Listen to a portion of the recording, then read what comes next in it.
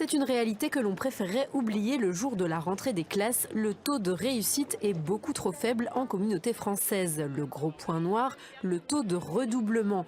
Il est 4 fois plus élevé que dans la moyenne des pays de l'OCDE et 2 fois plus qu'en Flandre. La deuxième chose, c'est que ce redoublement, il est inégalement réparti. Notamment les enfants des couches les plus socialement défavorisées ont des taux de redoublement de l'ordre de 75%. Ce qui veut dire concrètement que 3 élèves sur 4 de milieux défavorisés sont en retard scolaire dès l'âge de 15 ans. Alors que le monde politique tente de réformer le système, plusieurs chercheurs, dont l'économiste Jean Hendrix, se sont penchés sur des solutions possibles dans un ouvrage intitulé « L'école du renouveau ». La première idée, mettre en place une pédagogie différenciée. C'est le choix fait par le Canada, par exemple. Plutôt que d'envoyer les élèves en difficulté vers les écoles plus faibles et vice-versa, ou différencier le général du spécialisé, le but est de différencier les choses à l'intérieur même des écoles.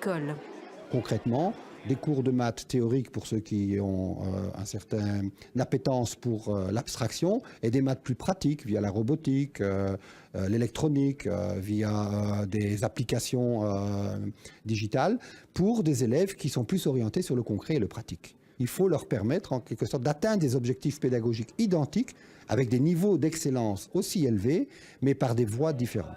Un moyen d'y arriver, le numérique. Aujourd'hui, les écoles seraient bien équipées, mais le matériel souvent mal utilisé.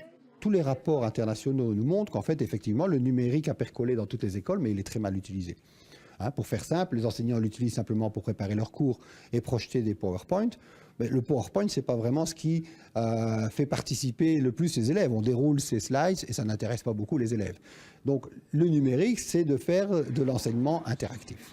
Pour cela, tout comme pour la pédagogie différenciée, il faut former les enseignants. C'est justement un des points qui sera débattu au Parlement de la Fédération d'ici le mois de novembre dans le cadre du pacte d'excellence.